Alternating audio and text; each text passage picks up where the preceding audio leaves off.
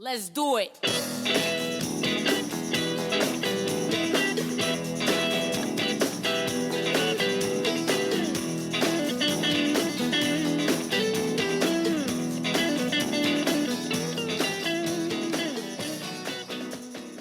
Hey everybody, this is Pelvis. I want to welcome you to a special edition of Screw the News. No music tonight. I'm going to answer a question. Some months back, maybe a year or so ago, I said that if you had any questions you wanted to ask Pelvis, I didn't care what it was about, sex to 7-Up, I would answer it, and I'd be truthful with my answer. Well, I got a question. Okay, and it came in from Paul Robert Thomas. Now, he's a contributor to this show. He's a hell of a songwriter. He works with a guy by the name of Paul Odiasi, and they put some music out you wouldn't believe. As a matter of fact, if you look at my channel, you'll find quite a few of their songs on my channel. But we're not here about the music tonight. So let's listen to this question that Paul Robert Thomas has for me. Go ahead, Paul. Hey Pelvis, this is the song lyricist Paul Robert Thomas here. I've got a question for you. When you were touring with your band and your exploits are famous, what was the weirdest, strangest one-night stand you had with a groupie? Come on, tell us the truth. All right, now, let me preface this by saying that I'm going to tell the story. There's no cuss words in it. There's a little sexual activity in there, and I won't go into too much detail on that. But if that kind of makes your stomach a little queasy, and you're afraid that if I get too deep into the story, you'll try to envision what I look like naked, I'd recommend you get out of here now, okay? Go watch Leave It to Beaver or something like that. Oh my God, I just dated myself. Anyhow, so what's the strangest encounter I had with a groupie? Well, my band and I were touring. We were doing a Southwest tour. We started out in California. We went through Arizona, New Mexico, down into Texas. Then we looped up and we went to Colorado and worked our way back to California. Well, this happened in El Paso, Texas. Now, you know, in those days, 1969, things were rolling, baby. Things were rolling. And, you know, all you had to do is own a guitar and you could get laid. So, you know, and being in a band, I mean, that just put your odds up there way high, you know. So the band and I were doing all right in that area. So we were in El Paso, Texas. Now, if you've never been to El Paso, that's a hell of a town right there, baby. I'm telling you what, things happen in El Paso. I got another story I'll tell you about El Paso after I finish this one, but right now let's stick with this. Well, we were up there doing our gig, and I looked out in the audience, and there were these two girls sitting there, and they were sitting real close together, I noticed, you know, and they looked so much alike, and I went, oh my God, you know, and then every time I look over at them, they'd give me one of these, and, you know, and I'd nod to them, and came time for the band to take a pause for the cause, and I walked over to the table, and I introduced myself to them, you know, and they asked me to sit down. I said, well, I only have a few minutes. She said, well, we want to have a drink with you after your gig, and we'll stay here until closing, okay? And I said, well, okay. I said, but we, you know, it's pretty close to the last call when we finish up. She said, well, what do you want? I said, well, order me a Tanqueray and tonic, all right? And I was drinking in those days. And amongst other things, well, we won't get too deep into that.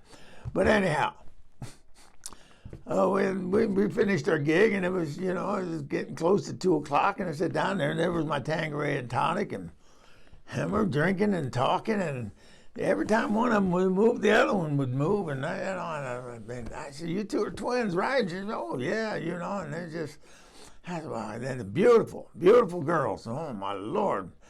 And so anyhow, I'm getting my drink down, and they'd been there all night long drinking and listening to the music and all that, and one leaned over and she whispers in my ear, she says, I want to make love to you. I want to have sex with you.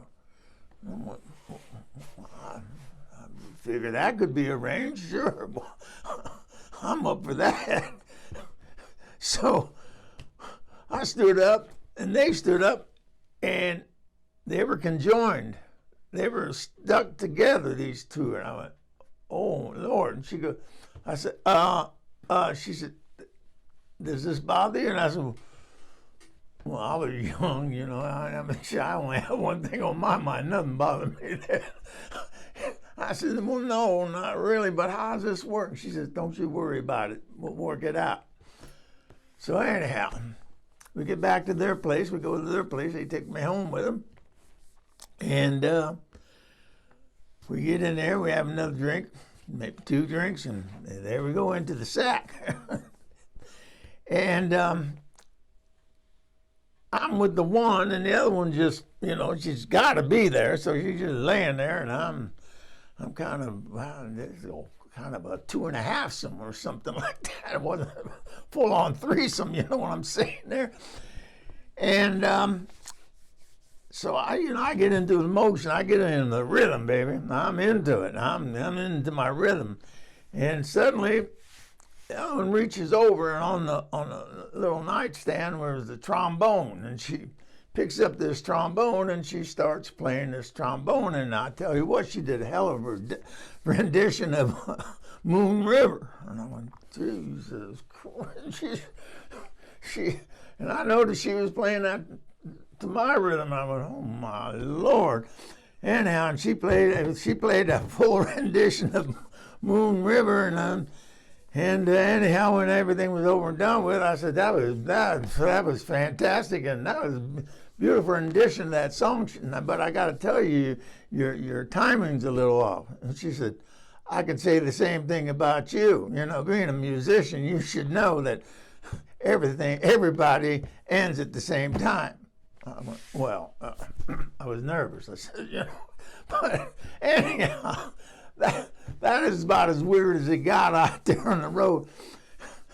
But another thing happened to me there in El Paso. You know, after the gig in El Paso, the band had a week off before our next gig up in Colorado, and I met Silvia. Oh my God, Silvia!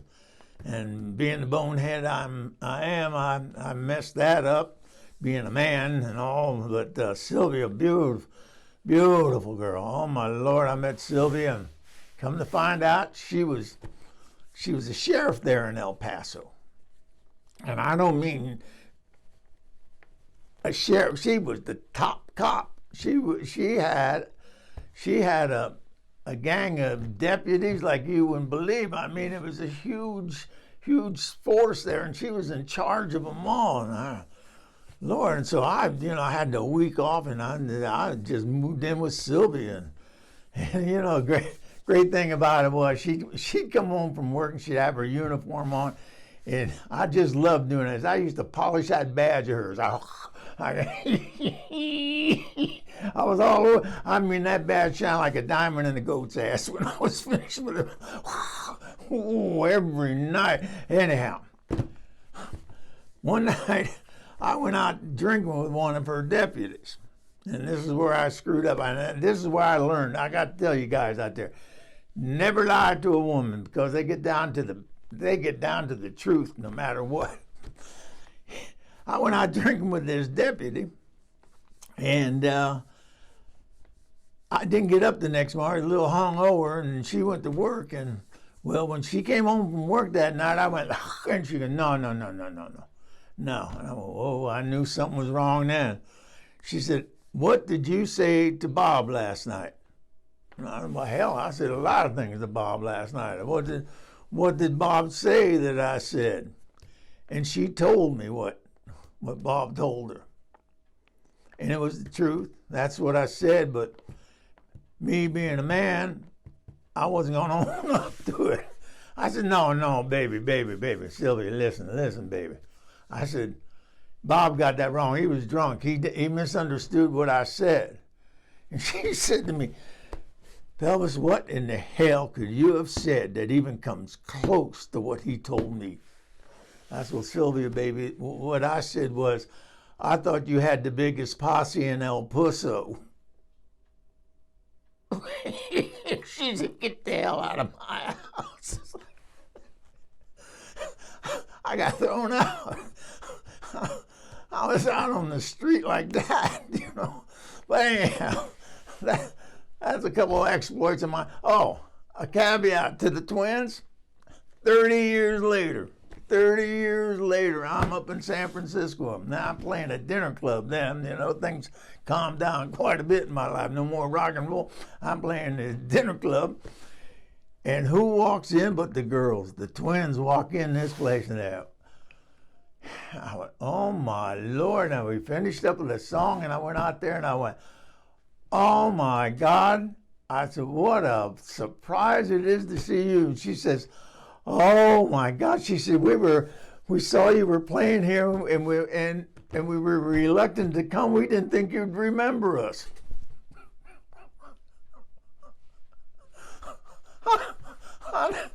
How the hell could you ever forget something like that? But anyhow, that's all I got for you. Y'all take care of one another out there. And remember, Pelvis loves you. Not in that way. But anyhow, take care. Bye-bye.